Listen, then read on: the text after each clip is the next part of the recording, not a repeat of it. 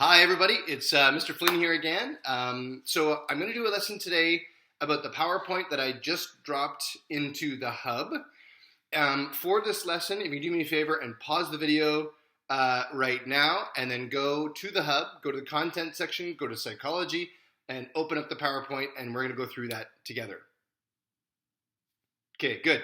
So just before I actually begin the lesson, just a couple of messages. I'm getting a bit of feedback from students that you're feeling stressed and overwhelmed, which I totally understand. Some students have told me that they're sort of just scrolling and scrolling and scrolling through the material that's being posted for all their courses, and they're finding it hard to pinpoint sort of, where they even want to begin. And I totally understand that. I know it's a bit overwhelming.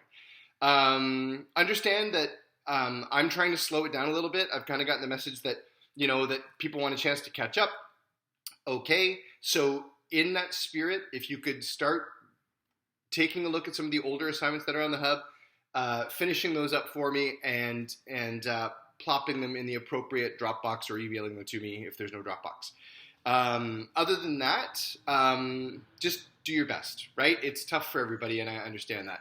Secondly, as you are all probably aware, but I want to tell you, I know I'm getting a lot of comments about this from the people in the public, but the ministry has decided, and our board has passed down the message, that whatever your mark was as of March 13th, it can't go down from there. Okay, so hopefully that takes a bit of the stress off of you. However, it's important to know that your mark can go up. So whatever your mark was March 13th, if you want to improve it and make sure your mark is going up, then I think that that's a good place to start. Absolutely. So anyway, without further ado, do your best. Reach out to me if you need some help. I'm here to help you. I can email you, I can call, we can do a video conference, whatever the case may be. I didn't do a weekly class meeting online like I have been doing, because I think people are feeling a bit overwhelmed with those, and attendance in them hasn't been great, but I'm going to do one next week, probably around Tuesday or Wednesday, probably looking like Wednesday, so keep your eyes peeled for that. Okay, so today we're going to be talking to you about Sigmund Freud. So Sigmund Freud is a pretty famous guy, so if you have your PowerPoint open, hopefully you're on the first slide and you can see a picture of Sigmund Freud. He has a very famous kind of look to him. That beard, those glasses are very distinct, and the picture on the left of him holding the cigar is probably one of the most famous portrait pieces, certainly of any psychologist, that's for sure, or anybody who studied the human mind, that's for sure. So a few things to note about Sigmund Freud. He was Austrian, so the same country as Arnold Schwarzenegger's from and so on. Unfortunately, also the same country that Adolf Hitler is from. And he was a doctor who was fascinated with the processes of the mind. So flip to slide 2, and you can see a bit of information here. He's the father of what we call psychoanalysis or psychoanalytic theory. So if you've ever seen in any film or any TV show, there will be somebody behind somebody who's on a couch. Somebody will be laying on a couch or something like an incline, or sort of an incline sort of chaise lounge or whatever you call those things. And they'll have a piece of paper and or a pad or something like that and a pen. And they'll say something like, "Tell me about your mother." That's a direct reference to Sigmund Freud. As is, if you ever heard somebody say, "Man, that guy has such an ego," that is a direct reference to Sigmund Freud and Sigmund Freud's work. So pretty famous, and his work has reverberated throughout time. There's another term you may or may not be familiar with, and it's called libido. I don't know if you've ever heard this before, but it's a term that does pop up. So also a direct result of the work of Sigmund Freud. Now, I'm going to pause for a second before I start talking about Sigmund Freud proper, and I want to tell you that a lot of the ideas that Sigmund Freud came up with were very controversial, and in fact are discredited by a lot of psychoanalysts, psychologists, and psychiatrists today. So a lot of the stuff that he was doing was groundbreaking. Now, we have to forgive Sigmund Freud for this because, he died the first year that the war began, World War II began, 1839. Well, it was in his lifetime that the first University of Psychology was founded in Leipzig in Germany in only 1879. So the work that was developing, beginning to understand the human mind, kind of really coalesced into that university at that point in 1879. So you're going to hear some crazy ideas from Freud today, but let's go. Okay, so psychoanalysis, this is a technique that's still used today. It's basically placing an emphasis on some stuff that's going on in the background in behind the conscious mind. So, and we're going to get to this a little bit later in the lesson, but Freud had a theory that essentially the mind wasn't entirely conscious. In other words, the mind wasn't entirely aware of itself or its processes or whatever forces are at play in the mind at all times. As a matter of fact, he believed that many of the things that motivate, that's an important word that comes up later, many of our motivations for our actions and our choices come to us from our subconscious mind or something that's happening in the background. And that's what psychoanalysis is supposed to do. Sort of like a combination lock. He looked at himself as sort of cracking into that safe so he could peek at the secret documents inside the mind that guided people toward certain behaviors.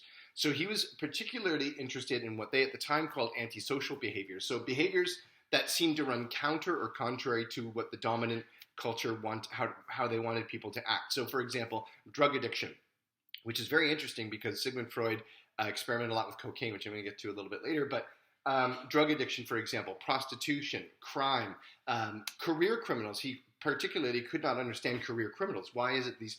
And then, of course, aberrant behavior and sexually aberrant behavior. Why is it that people engage in certain sexually aberrant behaviors? He tried to come to grips with that. So as you can see from the slide, he wanted to talk about conflict that was still in the subconscious that the person hadn't quite dealt with yet. And that's why Sigmund Freud developed what we call the psychosexual stages of development. Okay? Psychosexual stages of development, right? So the first stage being the oral stage, the second stage being the anal stage, the third stage being the genital stage, and so on, right? And those psychosexual periods of development, Freud argued that there are periods of adjustment that a human being has to sort of move through in a healthy way, in a positive way that allows them to move to whatever that next stage is. And if they don't have an opportunity to do that, then that creates conflict in the subconscious mind, which stays there. This probably sounds familiar, right? So we even say, what happened to you during your childhood? That all of that was based on Freud's work. So we still use some of that stuff today. So childhood trauma. So as an example, if someone was sexually molested when they were a child, if they were beaten when they were a child, if they were isolated from other children and didn't have a chance to develop, in a normal way and see what sort of stage they should be at. So what Freud argued is that we judge our stage where we are based on the stages around us. And if other people seem like they're further along or further advanced, if you will, then we feel the need to catch up, and that pushes us out of our last stage and into our new stage. So I'll try and give you an example. Toys are a great example. So when I was a kid, Star Wars was the rage. Everyone had Star Wars toys, and many of us played with our Star Wars toys far later in our lives than maybe we should have, So what we did was we looked around for social cues. If other kids aren't playing with their Star Wars toys anymore, maybe we shouldn't be playing with them either, and move to the next sort of stage, whatever that phase is. Okay, so it's a bit of a mild example. Freud was thinking about things a bit more pointed, but we'll sort of get there. So, and basically, he argued that all of these traumas and all of this background static shaped the personality of the people that we become, and it also shapes our stresses and our problems. So if we have any kind of issues, here's an example. So you remember the first stage I talked about being the oral stage. Now, oral and anal, I understand these sound like sexual terms today, but they're not sexual in the way that sort of it might sound to somebody. What he meant them quite literally. So a baby, for example, is taking in so much information, especially a baby who has motor control. I mean, a baby that can pick things up and manipulate them. Think about the baby in the high chair that's banging a plastic spoon, right? That baby right there. Well, what Freud noticed is, of course, babies seem to put everything in their mouths. And that is because they are deriving a lot of pleasure and a lot of sensory information from what's going into their mouths, with regard to texture, with regard to temperature, with regard to size, with regard to shape, those kind of things. The baby's taking in their world in a very real way by putting things in their mouth. But also, more importantly, is at this stage, the baby is breastfeeding with the mother, and that breastfeeding, that human contact, that baby to mother contact, Freud understood that to be incredibly important. And that was an essential part of the oral stage as well, and so on, right? And then as you move along through the phases, you can imagine that having some kind of traumatic issue in the oral stage, as Freud identified it, may lead to some problems connected to oral issues later on. So Freud's theory was, for example, that people would smoke cigarettes, an oral activity, because they had some traumatic event during this initial stage in their oral psychosexual development, if that kind of makes any sense. He also connected issues with regard to obesity, issues with regard to anorexia in the oral stage. Now, I'm going to pause for a second, and of course, it's pretty easy to see why some of Freud's ideas are discounted, because now we understand anorexia nervosa and bulimia nervosa very differently than Freud would have explained it at that time. Okay, so back into Freud. So head to the next slide. I'm not going to spend as much time on every slide because I know I'm probably boring you by taking too long. Flynn talked too long. Who'd have thought? Okay, so he also believed that most mental illnesses, not all, but most mental illnesses were the result of the environment, or what we call nurture. Maybe you've heard this idea of nature versus nurture. So nature is what you're born with, right? So say, for example, a baby doesn't need to be taught how to cry, right? So a baby, as soon as they're born, they understand how to cry. It's an automatic mechanism. And eventually the baby learns how to use that crying behavior to summon a parent, right? Doesn't have to be taught that. That's a nature issue. But nurture, the baby has to be taught language, as an example. Okay? So nurture is your environment and how you're taught, and nature is what you have instinctively, and it's imbued in you just as a human being, just because you have that sort of makeup as you are. So he believed that most mental illness is basically the result of nurture.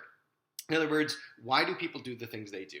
And this is part of the controversy of Sigmund Freud. So even the most extreme mental health issue that you can envision, Freud ascribed that to something that went on in that patient's past and is hanging around in the subconscious mind and causing damage and causing it prevents that person from acting in a way that he would have described as normal, whatever normal was at that time. So he wrote it all down to human motivation. So it's the motivation for things. It's the motivation for fulfillment. It's the motivation for love. It's the motivation for acceptance. It's the motivation for monetary gain. It's the motivation for status, prestige, all the things in society that make us value or esteem ourselves. He called it motivation. So food, shelter, clothing being at the basic. Now, we're going to go to the next slide. We're going to go into a slightly different individual. His name was Abaham Maslow, and he came up with this 1 year before I was born. He'd worked on it for years and years and years. You can see on the slide right there, but I've also drawn a cheesy little diagram here just so I can point to it as I talk about it. So that pyramid is meant to be emblematic of what he called the hierarchy of needs. So a hierarchy are just things in order from most important to least important, or in this case, at the pyramid, the highest order of needs. So at the bottom, Maslow argued these are the most basic needs, and as you go up, the needs become more complex. And pyramids, by the way, are used very deliberately in diagrams like this. So basically, without this bottom foundation, the rest would collapse and you couldn't have any of it. That's why they've chosen a pyramid. That's why Maslow has chosen a pyramid, and others will choose a pyramid in this way. What they mean to say is you can't even think about having a peak or a top until you take care of all the base layers and build up. So just as you're thinking about these graphic organizer type things, I also want you to think about that. Sorry for my sloppy diagram here, but I have a much better one in the slide, and I don't want to spend tons of time on it because there's a much better one there. So Maslow argued that we have a hierarchy of needs, beginning, of course, with our physiological needs. And as you can see in the slide, this is like food, water, the ability to reproduce, sleep. Without these things, for all intents and purposes, either we die or the species dies. And therefore, we need to have these things taken care of. Homeostasis is basically your heart rate, your respiratory system, and all the natural things that take care of themselves, and your body at steady state. So you're not at a point of conflict or trauma. Okay, so the next bit is what he called safety, and you can see on the slide, what we're talking about here is security of person, right? So the idea that, okay, so you have your physiological needs taken care of, now nothing's going to mess around with those physiological needs. There's not a lion waiting to pounce on you. You know, you're safe from the elements, those kind of things. So you think about shelter.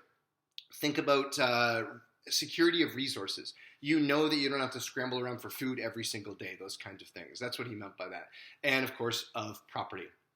Okay, the next level is love and belonging. Now you can see, you can't have love and belonging if you can't eat. So physiological, safety, now love and belonging. Basically friendship, family, and eventually, as we mature, sexual intimacy, okay, or whatever that looks like. And then the next bit is esteem. So esteem is worth. Now I want you to think about the second highest level as external. And what I mean to say is we're deriving value about ourselves from external sources. So how other people see us, how people view us, how people describe us and talk about us. So you can see self-esteem, confidence, achievement. We want the respect of others, and we want respect by others. Okay? Now the top level is the toughest because it's got this funky term, but don't shy away from the term. Okay? Self-actualization. So you remember this was like external things making you happy? Think about this one as being internal things that make you happy. So creativity, your sense of right and wrong, or what he called morality.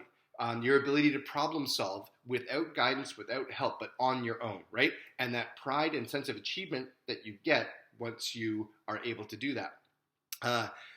What he described as a lack of prejudice, so an opening of the mind instead of the closed-mindedness, and so on.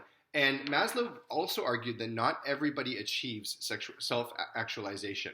As a matter of fact, many people, you can probably look to safety. There are many humans on Earth that don't have this level of safety, okay? So this is in a perfect kind of a world. That's what Maslow was talking about. Okay, pressing right along. Okay, so this slide, the next slide after Maslow, is going to be just basically being deprived of a need arouses a feeling called a drive or desire. So the word that Freud used for desire is something called libido. But when we say libido, it often means sexual. Okay, so just the modern word libido, but Freud used it for a catch-all term for drive or desire. That's the motivation that we were talking about a couple slides ago.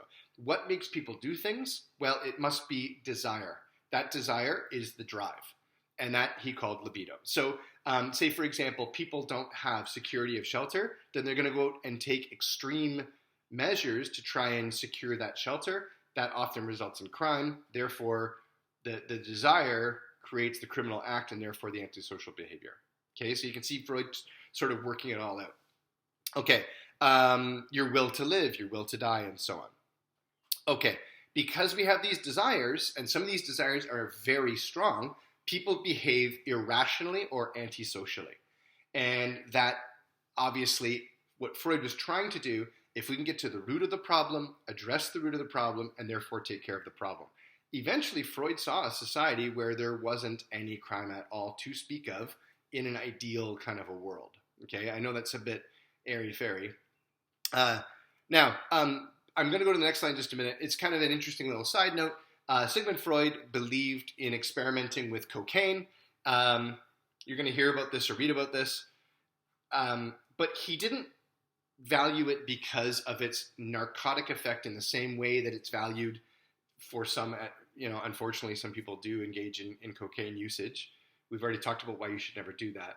But he believed it had a value, particularly when it came to psychoanalysis, with regard to a more freer opening and understanding of the mind. As a matter of fact, he experimented with cocaine a lot himself, prescribed it for patients, sent it to friends and family, and so on. You can read about all that on your own. Okay, so the next slide is the slide that talks about this. And you can see my second and only diagram for today. So what Freud did was he talked about a metaphor for what his model of the mind was. And to a degree, we still use these terms today on and off. Not clinically necessarily, like Freud would have used them. I think psychologists and psychoanalysts have a much more complex understanding of the mind than perhaps Freud did. No disrespect to Freud. But basically, he divided the mind up into three essential groupings, if you will. Not physical structures in the brain. So not like the lobes we talked about before. Remember the frontal and the temporal and the parietal and the occipital lobe? Not like that. Not physical structures in the brain. But think about it in terms of how much of our thought is conscious and where our drives and desires come from. So the first part is the ego, and that's you. That's the essence of you. That's you listening to this video right now. That's your ego, right? It's your conscious bit that is your decision maker. It weighs decisions. So should I go to math class or should I skip? That's the ego that takes that into account, okay? And you can see this is the conscious mind, and the water line represents the unconscious mind. Now, if you know anything about icebergs, and I forget the proportions, so somebody can correct me, maybe in the comments here, I think it's something like 20% of an iceberg is actually above the water, and 80% of the iceberg is actually below the water just because of mass. And although ice floats because it's less dense than water, the vast majority of it is underneath the water. That's why he used this as a metaphor, because he thought that the vast majority of the mind was actually in the subconscious mind, by far. That this was the most important part of the mind. Even though we value the ego, and you can see some of the ego is still in the subconscious part, that the real value of understanding people, their behavior, and their motivations, their desires, their drives, is in the subconscious mind. Then there's the superego. The superego acts basically like your conscience. So think about the devil's on your shoulder kind of thing. This is the angel on the right shoulder. The id is the devil on your left shoulder, completely in the subconscious mind.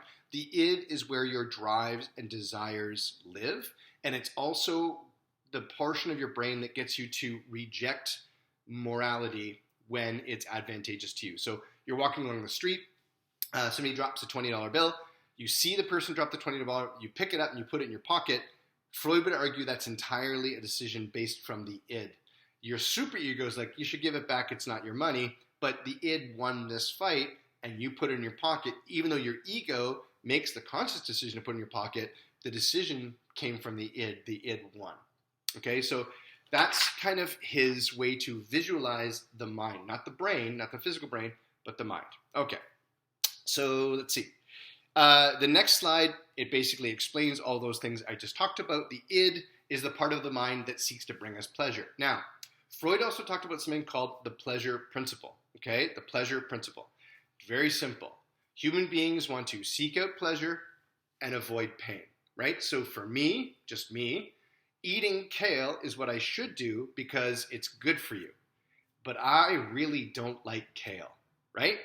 So I want to avoid that pain and instead go for pleasure. So when I'm thinking about a snack, especially on this lockdown, I'm having a big fight with myself. Rather than go and eat the kale, I'll go and grab a bag of Doritos. Not what I should be doing, but the id has won. Sensory pleasure. And that's the pleasure principle. I'm avoiding the pain and going for the pleasure. Okay, so Freud argued that our lives are a constant struggle with the id yelling what it wants all the time, this pleasure principle always at work, and what we know we should be doing. So should I sit down and binge watch that show on Netflix, or should I get outside and go for a long walk? Which of the two is going to be better for me? The long walk, of course, right? But what do we often choose, myself included, right? The id wins. And then Freud talked about that as motivation. We talked about the ego, the conscious part of the mind, the rational you, like that's your logical self, and it decides what action to take. And it is the only part that's totally, completely, fully aware of reality. And then the superego, that's your conscience. Okay, and as I said, the id and the superego are always in conflict. Okay, the next slide is I think a more beautifully rendered vision of his iceberg. I'll let you take a look at that on your own. I've already explained it. Okay, the next slide, yet another iceberg. You can see how he has divided the processes of the mind into different areas. I'm not going to go over it all, but thoughts and perceptions at the top, conscious mind outside of the water. The pre-conscious level, memories, they're there, but you can recall them at will. Stored knowledge, 2 + 2 is 4. I didn't think about that until right this second. I had to retrieve it, okay? The so-called pre-conscious level. And then the unconscious level, like violent motivations, your fears, your selfish needs, your shameful expectations, things like that. Irrational wishes. We all have irrational wishes, right? Every time we buy a lottery ticket. Okay. So next slide is Freud. This is very important. Freud argued if you could not resolve that conflict between the ego and the superego and the id, particularly id and superego, which are fighting to control your ego, then you are going to have mental distress and unhappiness. And Freud also believed, and I believe he's the one that coined this term, it can develop into neuroses. Have you ever heard somebody say somebody is neurotic or somebody has a neurosis? Again, to my knowledge, that's a Freudian term. Okay, that losing that conflict or being able to unresolve that conflict can result in neurosis. And then that's all the basis for psychoanalysis. How do we get to what happens inside the brain? Okay, the next slide, I'm going to let you read that on your own. It basically is talking about psychoanalysis, but at the core idea that each of us is an unconscious part. I've already talked about that. Getting through that unconscious part and breaking down that barrier is the key to understanding psychological and physical symptoms. They understood that the brain has a very powerful effect on human physiology. So during World War I, for example, what used to be called battle fatigue, or used to even be labeled as cowardice, or used to be even called shell shock after about 1917, I believe, we now call post-traumatic stress disorder. So you've ever seen videos of people suffering from these kind of things, but there are absolutely physical manifestations of this psychological trauma. Okay, severe shaking, tremors, and all the rest of that kind of stuff. It's actually really sad. Okay, now I'm not going to spend a lot of time in this next slide because, man, oh man, this is where Freud loses a lot of people. Okay, so Freud had a theory that operated entirely in the subconscious mind, not the conscious mind. Okay, so as soon as I tell you about it, you're going to be like, oh, gross, and that's terrible, and you're right to feel that way. A lot of people feel that way when they learn this about Freudian theory and Freudian thought. Okay, so the idea is that all children yearn for their mother's attention. That's a given, right? You've seen that all over the place. Women, mommy, mommy, mommy. How many times in a day does a young child say the word mummy? Enough to drive any parent a little crazy, to be honest with you. It's very normal, very natural. All children do this. So basically, he came up with a theory called the Oedipal crisis. He came up with a similar one for women called the Electra crisis, although he believed that this was the more concrete, more common of the two by far. And basically, you can read here, the son recognizes the father as the archetype. He is the possessor of power. He's the keeper of the power in the household, particularly during Freud's time. Not so much today because we've done so much to fight for the equality of women. But during Freud's time, certainly in the late 19th century and early 20th century, unfortunately, is still very patriarchal. So seeing the father as the head of the household, but also as the primary competitor for the attentions of the mother. So Freud argued that this creates conflict in the child, and it can create a number of different things, one of which being castration anxiety. You can read about that there. And then basically girls can get penis envy and so on. But he said that there was a subliminal desire, like a sort of subconscious desire, not subliminal, pardon me, a subconscious desire in males to possess their mothers sexually and kill their fathers. And it's called the Oedipal crisis because it's named after a Greek tragic play. It's called Oedipus Rex. You can go dig that up and research it on your own. There are a couple of, maybe I'll even post one. There's a couple of TED Ed videos about it. I think there's a crash course video about it. But it's very easy to find on the internet about Oedipus Rex, and that's why he called this the Oedipal complex. Again, this is discounted. Not a lot of people putting stock and trade in this kind of thing, but just something to think about. Okay. Really quickly, how do you get this out? You've heard of free association before. There are a few different types of free association. One of the most common is you just give somebody a writing implement, you give them a piece of paper, and they just write. Whatever happens. A lot of it's going to be scribbles. Sometimes it's going to be words. You're supposed to keep doing it until you get something out on paper, and then psychoanalysts will come take a look at what you've created and try and make meaning from it. The other one is word association. You may have heard that, like somebody will say sheep and you'll say farm. And how healthy are your word associations? I don't know how much stock and trade people, I don't know how much faith people put in these theories anymore. I'm just kind of introducing you to some of these ideas. Some of which you've probably heard before. I bet some of you know more about this than I do. Okay. Hypnosis. Freud was a big fan of hypnosis and trying to hypnotize people to get to the subconscious mind. He thought that people could access their subconscious mind through their subconscious and freeing it up, kind of like, as you can see, opening up a drawer and looking inside. Okay, I got to hurry up because I'm running out of space here. And finally, dreams. Freud believed in dream analysis and dream interpretation. Okay, I'm running out of time because I'm at half an hour, and I've promised myself to keep my videos to just half an hour.